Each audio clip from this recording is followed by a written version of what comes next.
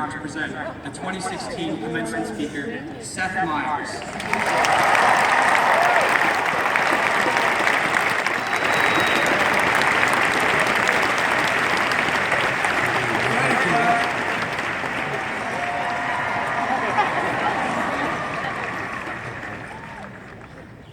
Oh, I'm sorry if I seem nervous.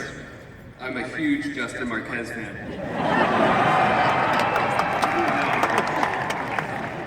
If you've ever seen that guy in an econ class, but he's something else.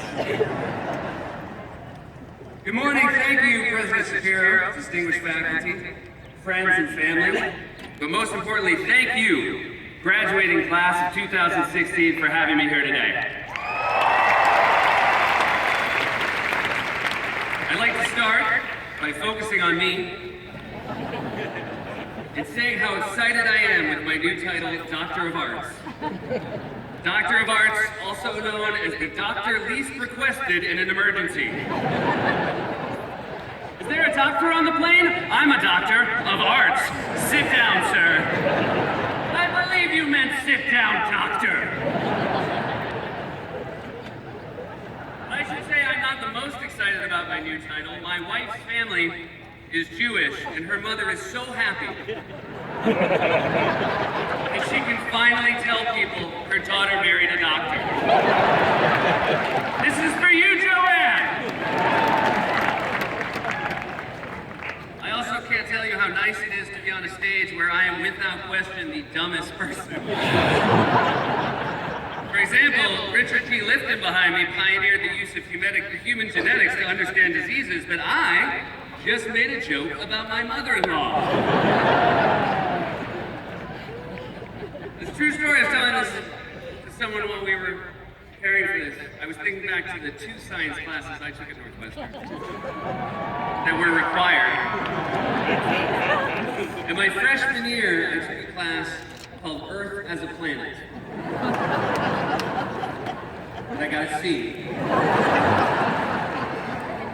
And in my spring quarter, my senior year, I realized I hadn't taken my second one, but I took a class called Intro to Geology. And halfway through the first class, I realized that what the class was Earth as a planet that had been renamed. Intro to Geology. So yeah, I got that second C. Also, I want to say it's such an honor to share the stage with my fellow degree recipients, and an even greater honor to share it with the recipients of the Distinguished Secondary Teacher Awards. So wonderful to be up here with you. My mother was a public school teacher. I have so much respect for what you do.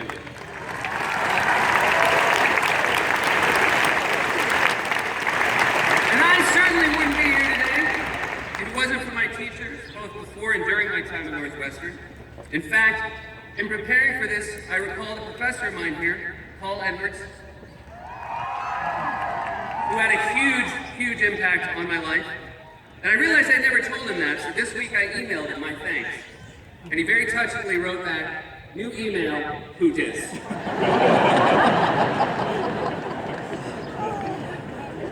I'm just kidding. He didn't write back. But I cannot express to you how special it is for me to be here in this place today. 42 years ago, I was born down the street at Evanston Hospital. 20 years ago, I graduated at this very same spot, and today I speak to you. Basically, every 20 years or so, a major life event happens for me on Central Street. Which is why I'm so looking forward to 2036, when I will finally start my dream job at Mustard's Last Stand. Thank you for the honor of speaking to you today. And while I am excited to be here, I'll admit I was hesitant to accept when I was first asked. Hesitant because I honestly didn't know if I was up to the challenge of imparting you with words of wisdom on this incredibly momentous and well-earned day of your lives. But then I thought back to my commencement 20 years ago. I was sitting where you were, and Robert Redford, the legendary Robert Redford, was standing here. What made me think I could do this was looking back on that day, I realized I don't remember a single word Robert Redford said. And that was Robert Redford. What chance is there that you're going to remember a single word I tell you today? of other things about that day. I remember I walked here wearing Ray-Bans and carrying a bottle of champagne. I remember my brother, Josh, a Northwestern sophomore at the time, was on crutches and had a long, stringy ponytail. In his defense, it was 1996 when a long, stringy ponytail was also a terrible look. I remember he was so overwhelmed by the commencement that my least emotional friend started crying really hard. Like really hard. He was crying so hard we thought we might have to take him to a doctor. I don't want to say his name because he's still embarrassed about it, but I will tell you his nickname is Bags. And we call him Bags because his name is Dave Baggery.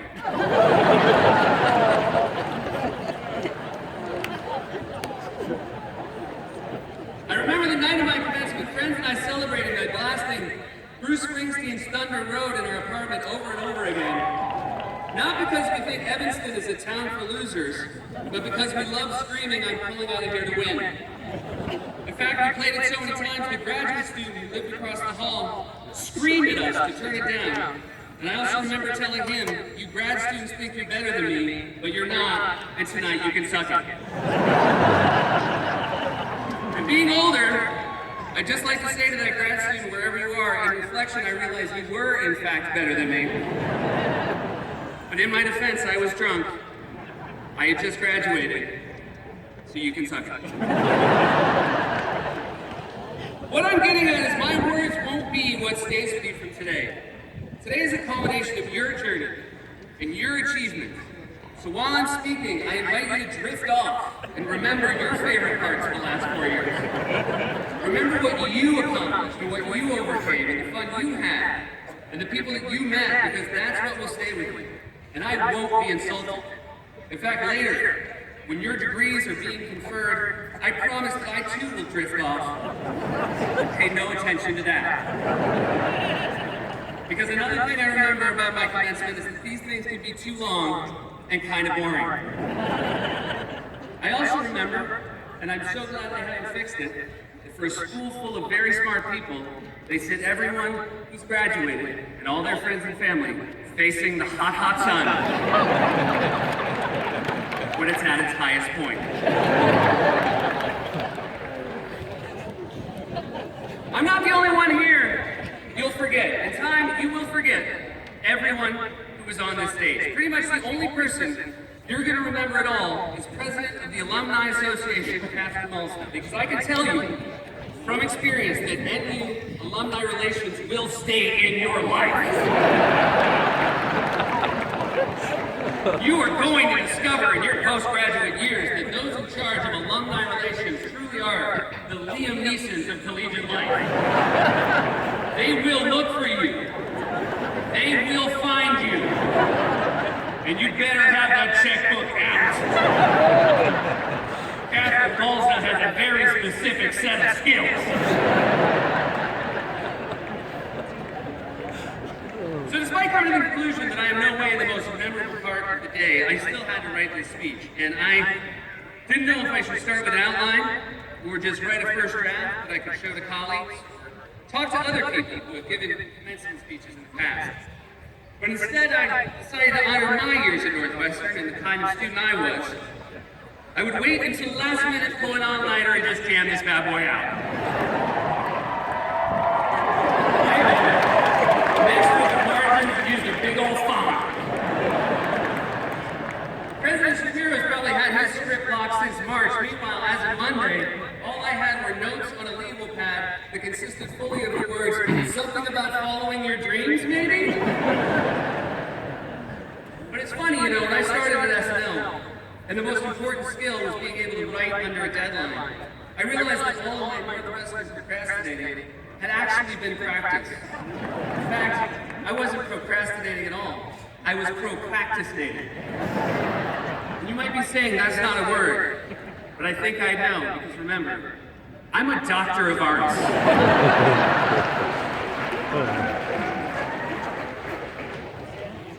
Just be thankful I have a script. In his introduction, Justin mentioned I was in the Meow Show. And no, I have considered just improvising this. Walking out and saying, "Can I get a suggestion of a location you see yourself in 10 years? But I decided writing it was better and more fitting. that I learned to love right here, and that it wouldn't be hard for me because not a day goes by that I don't think about my time at Northwestern.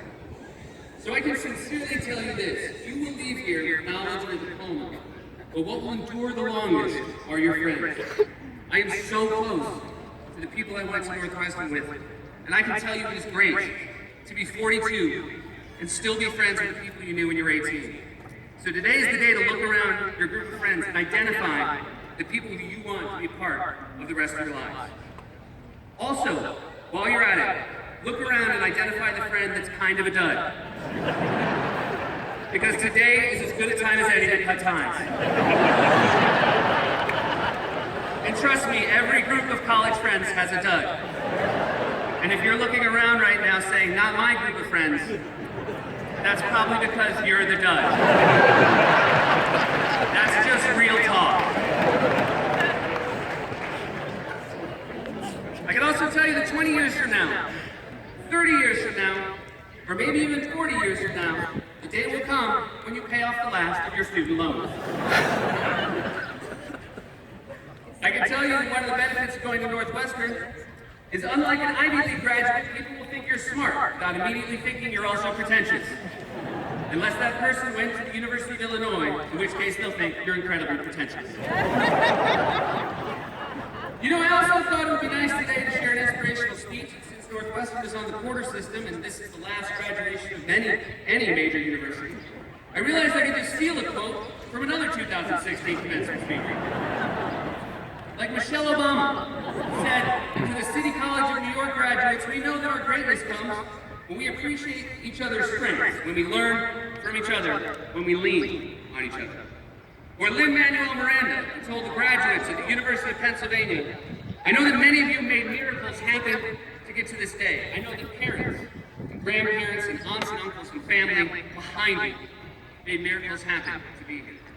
But I think my favorite inspirational quote came from Donald Trump, who said to the graduates of Trump University, if you want your money back, you're going to have to sue me, you losers.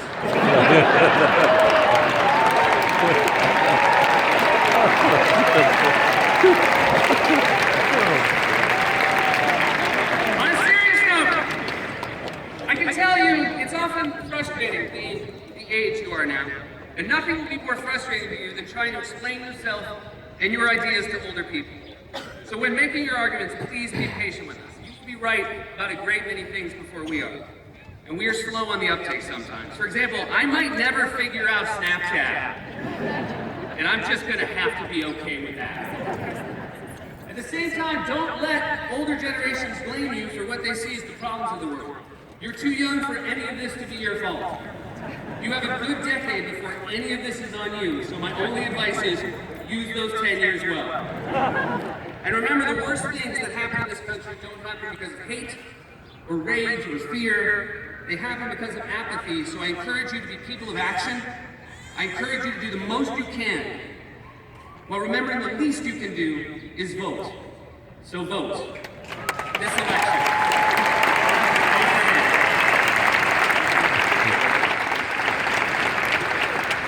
And speaking of different generations, I'm a new father. I have a 3-month-old son. Thank you. And one of the other reasons I agreed to do this is that I'd like him to come here one day. And based on everything I've seen from him in his first 12 weeks, I just don't think he's going to have the grades. For real, he just goes to the bathroom whenever. I can't see him nailing the interview. But all joking aside, I love this school. I truly believe I would never have been on Saturday Night Live, and I would never have hosted a talk show if it wasn't for my time at Northwestern. Because when I performed in the Meow Show and people laughed, I thought I just might possibly be funny, because these people are smart. You've been surrounded by the best for the last 4 years, and there's no better favor you can do yourself than continuing to do that. Every success I've had in my life has been thanks to the people around me. But more important than anything Northwestern gave me in regards to my career, or in regards to my friendships, is the fact that I wouldn't physically be anywhere if it wasn't for Northwestern. Because in 1967, 2 freshmen met here. An engineering major from Pittsburgh, Pennsylvania named Larry Myers, and a theater major from Marblehead, Massachusetts, named Hillary Olson. Those freshmen would go on to be my parents. They met in the poetry class, and my mother still remembers the first thing my father ever said to me. Let's make a baby who will one day speak at commencement.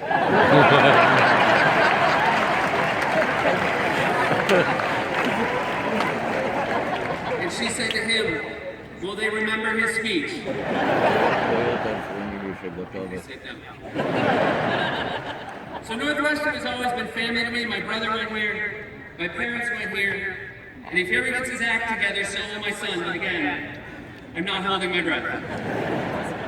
And this day is ostensibly about education, but it's really about your families and everything they did to help you get to this point.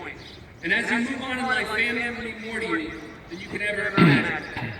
Because even if, like me, you marry someone who did not go to Northwestern, who thinks the amount you talk about the school is dumb, and that purple is not really your color, you'll still value family above everything. Because let me say, I value my diploma, but I love my wife. Because unlike my diploma, I know where my wife currently is. I think maybe my parents had the diploma. Most importantly, above all else, always remember that no matter what happens going forward, no matter what you accomplish in your life, you always will be able to say that you went to Northwestern University when Wells Ryan was shitty.